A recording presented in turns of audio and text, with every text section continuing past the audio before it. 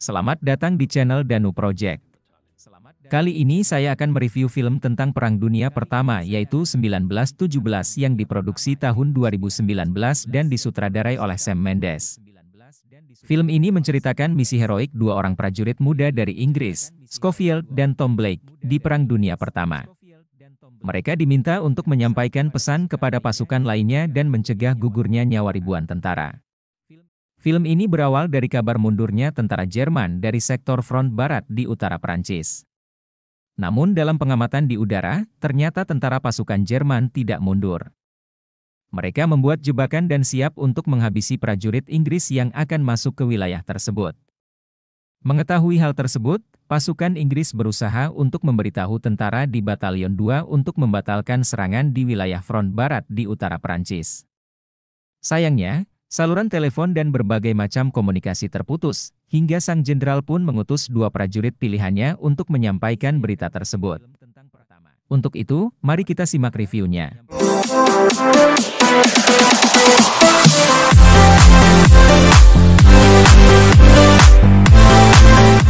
Di awal film diperlihatkan dua tentara Inggris yang tertidur, lalu mereka dibangunkan oleh seorang sersan untuk menghadap sang jenderal. Dia adalah Blake dan temannya Scofield.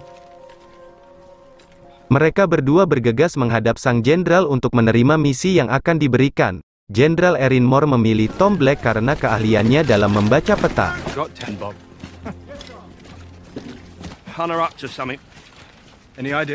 Dia adalah Jenderal Erin Moore yang menjelaskan bahwa misi mereka adalah membawa surat kepada Kolonel Mackenzie yang memimpin pasukan Batalion Devon kedua yang berada di sebelah tenggara kota Echoust, Perancis. Surat itu berisi perintah pembatalan serangan esok pagi. Kolonel Mackenzie tidak mengetahui bahwa tentara Jerman sengaja mundur dengan alasan memancing pasukan Inggris untuk maju ke depan, sementara di area itu, Jerman telah menyiapkan artileri untuk membantai 1.600 pasukan Inggris, termasuk kakak kandung dari Tom Blake yang ditugaskan di sana. Maka dari itu mereka harus pergi menemui Kolonel Mackenzie hanya untuk mengantar pesan surat pembatalan tersebut dan harus sampai esok pagi. Mereka lalu dihadapkan oleh Letnan Leslie untuk mengetahui lokasi tercepat menuju Echoust. Letnan Leslie memberitahu kalau jalur tercepat harus melewati bekas garis pertahanan Jerman yang kemarin telah ditarik mundur. Tapi Letnan Leslie tidak yakin kalau pasukan Jerman telah pergi sepenuhnya. Sang letnan hanya bisa berharap dan mendoakan agar mereka berdua diberi keselamatan. Tak lupa ia memberi pistol suar untuk ditembakkan sebagai tanda bahwa mereka telah berhasil keluar dari wilayah Jerman, dan akhirnya misi mereka pun dimulai. Di awal perjalanan mereka melewati bangkai kuda dan mayat-mayat tentara Jerman yang telah membusuk. Mereka juga sangat berhati-hati jika ada tentara Jerman yang masih bersembunyi.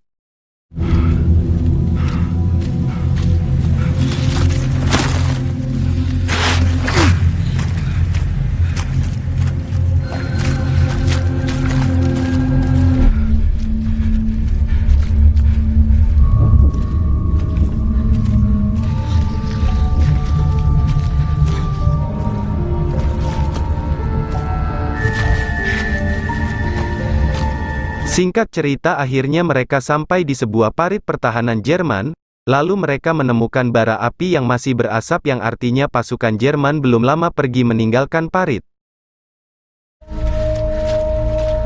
Setelah menyusuri parit, mereka akhirnya masuk ke sebuah bunker untuk memastikan bahwa Jerman benar-benar telah pergi. Ketika sedang di dalam, Scofield lalu menemukan kabel ranjau dan tiba-tiba meledak. Akibat ledakan itu membuat Scofield tak berdaya. Here's our way through. Scott.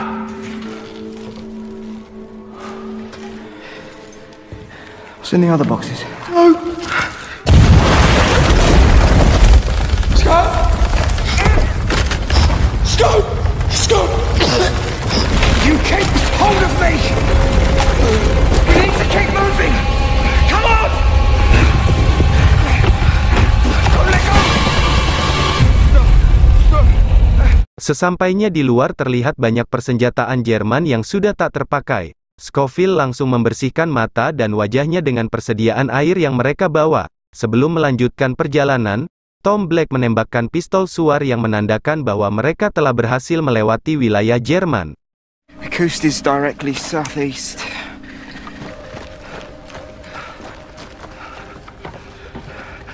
Look at that. They wanted to bury us. How he lost his ear? I'm not in the mood. Remember those rancid jakes at Harris? So, he slathers it. Di tengah perjalanan mereka akhirnya telah sampai di padang rumput yang luas. Mereka melihat beberapa rumah petani yang sudah ditinggal oleh penghuninya.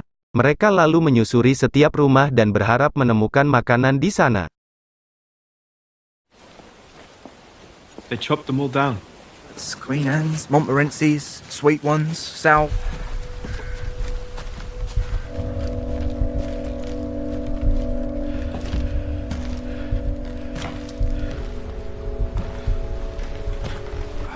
Tak lama kemudian mereka melihat 3 pesawat yang sedang bertempur di udara yang ternyata itu adalah pesawat tempur Jerman yang sedang diburu oleh 2 pesawat sekutu. Karena pertempuran yang tidak seimbang, pesawat Jerman tertembak dan terjatuh ke arah mereka. Mereka pun langsung bergegas menolong pilot Jerman yang masih hidup itu. Lalu Tom Black meminta Scofield untuk mengambilkan air untuk pilot itu. Saat Scofield sedang mengambil air, tiba-tiba pilot Jerman itu malah menusuk Tom hingga membuatnya sekarat. Put me down! Looks like me. What's that?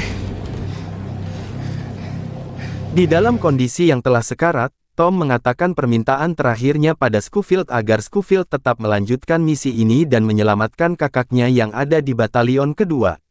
Di atas pangkuan Scofield akhirnya Tom pun meninggal dunia. Scofield lalu mengambil surat dan cincin dari tubuh sahabatnya.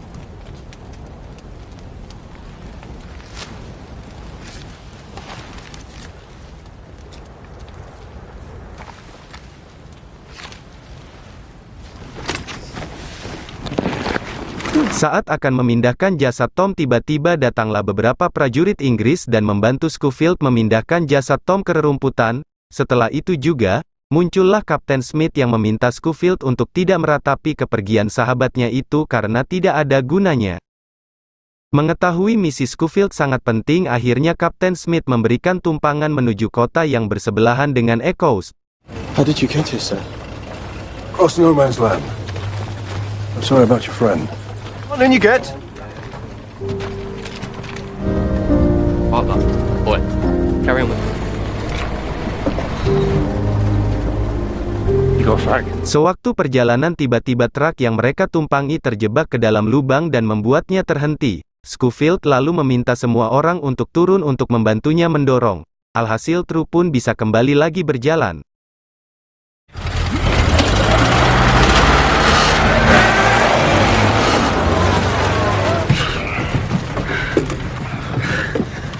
I have to get to the second Devons, just past their coast. 1600. Thank you. Tapi tiba-tiba truk berhenti lagi karena jembatan yang menjadi jalur utama menuju Echoes telah hancur dan harus mencari jalan alternatif lainnya. Lalu Scofield yang tidak punya waktu lebih memilih berjalan kaki melewati jembatan yang hancur itu untuk segera menuju Echoes yang lokasinya di seberang jembatan. Di saat menyusuri jembatan, tiba-tiba Scofield diserang oleh sniper Jerman yang bersembunyi di dalam bangunan. Scofield langsung bersembunyi dan berusaha membalas serangan. Saat dia membuka pintu, tiba-tiba si sniper masih hidup dan mereka saling adu tembak. Scofield pun terjatuh dan beruntungnya Scofield masih selamat. Ketika ia tersadar, ternyata hari sudah malam. Dia pun segera melanjutkan perjalanan karena surat itu harus sampai sebelum matahari terbit. Di perjalanan itu, ia melihat cahaya dari pistol suar yang terus ditembaki pasukan Jerman yang artinya Scofield kini berada di wilayah musuh.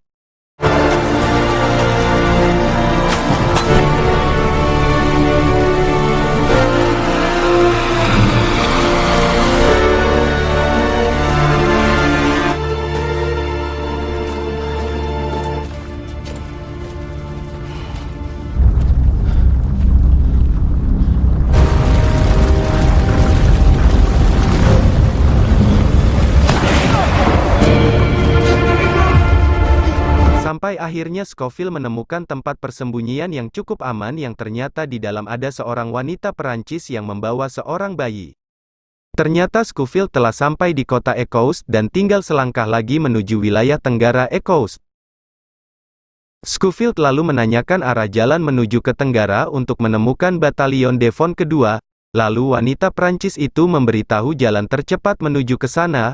Wanita itu juga mengobati kepala Schofield yang terluka. Schofield pun membalas kebaikan wanita itu dengan memberinya makanan dan sebotol susu buat bayinya, lalu Schofield berpamitan dan melanjutkan misinya lagi.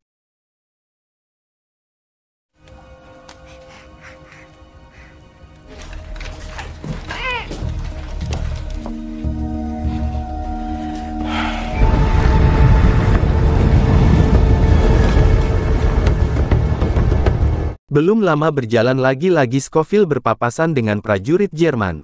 Schofield berlari secepat mungkin sampai akhirnya dia terjun ke sungai.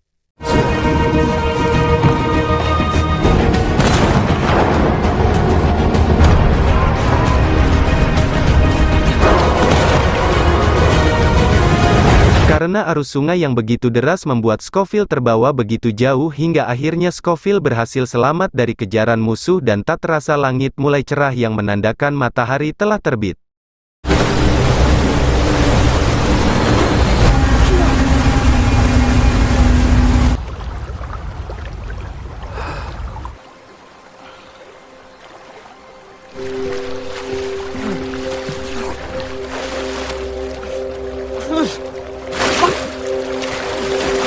Sesampainya di tepi sungai, Schofield pun menangis karena merasakan betapa mengerikan dan melelahkan misi ini.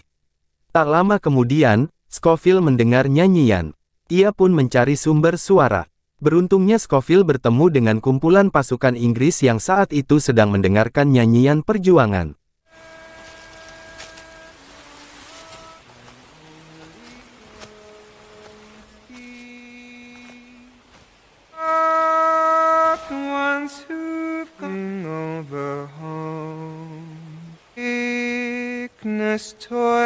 Setelah mendengar nyanyian perjuangan, para prajurit ada yang heran melihat Schofield yang tiba-tiba muncul dengan keadaan basah kuyup. Para prajurit pun menanyai asal-muasal Schofield. Schofield lalu menjelaskan kalau dirinya mencari pasukan batalion Devon kedua. Dan merekalah pasukan Devon kedua yang dicari Schofield selama ini. Schofield lalu bergegas mencari Kolonel Mackenzie untuk segera memberikan surat perintah pembatalan serangan.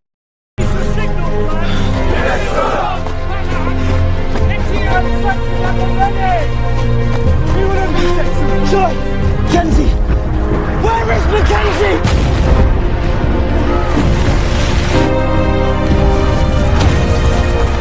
Colonel Mackenzie!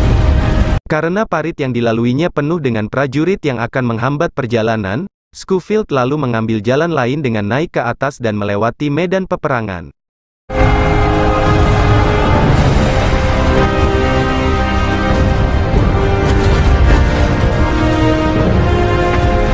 Akhirnya Schofield pun berhasil sampai di tempat Kolonel Mackenzie. Saat sudah sampai di depan pintu, ia malah dicegat oleh dua prajurit. Schofield pun memohon untuk segera bertemu dengan sang kolonel. This attack is not to go ahead! You have been armed! You have to read them! Shall we hold back the So run, this is their last The stand. Germans planned this, sir! Setelah membaca surat itu, Kolonel Mackenzie langsung memerintahkan untuk menghentikan penyerangan. Dan di saat itu juga terlihat Schofield merasa sangat lega karena telah berhasil menyelesaikan misi ini. Behind the line. Setelah itu Schofield masih punya satu misi terakhirnya, yaitu menemui Joseph yang merupakan kakak dari sahabatnya Tom Black. Setelah sekian bertanya tentang keberadaannya, akhirnya Schofield berhasil bertemu dengannya.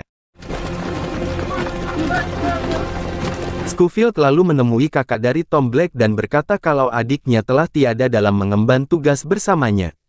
Schofield juga memberinya surat dan cincin milik Tom Black ke kakaknya.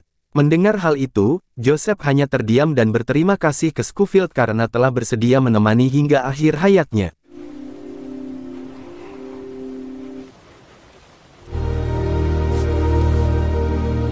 Di akhir film ini Schofield berjalan mendekati sebuah pohon untuk beristirahat.